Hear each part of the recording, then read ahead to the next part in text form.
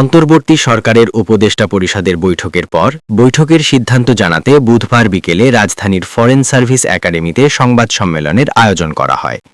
সেখানে সাংবাদিকদের এক প্রশ্নের জবাবে প্রধান উপদেষ্টার প্রেস সচিব শফিকুল আলম বলেন, রাজনৈতিক কার্যক্রম নিষিদ্ধ থাকা বাংলাদেশ আওয়ামী লীগ আসন্ন জাতীয় সংসদ নির্বাচনে অংশ নিতে পারবে না।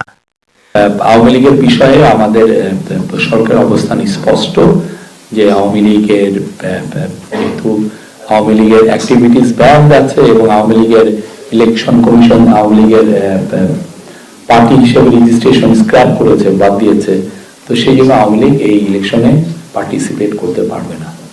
চলতি বছরের মে মাসে বাংলাদেশ আওয়ামী লীগ এবং এর সব অঙ্গ সংগঠন, সহযোগী সংগঠন ও ভ্রাতৃপ্রতিম সংগঠনের যাবতীয় কার্যক্রম নিষিদ্ধ করে প্রজ্ঞাপন জারি করে অন্তর্বর্তী সরকার।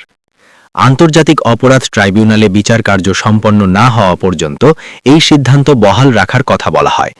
তখন এ বিষয়ে প্রজ্ঞাপন জারি করেছিল স্বরাষ্ট্র মন্ত্রণালয়ের জননিরাপত্তা বিভাগ। সন্ত্রাসবিরোধী সংশোধন অধ্যাদেশ অনুযায়ী এ ব্যবস্থা নেওয়া হয়েছে বলে প্রজ্ঞাপনে বলা হয়। ডেস্ক রিপোর্ট, বাংলার গেজেট।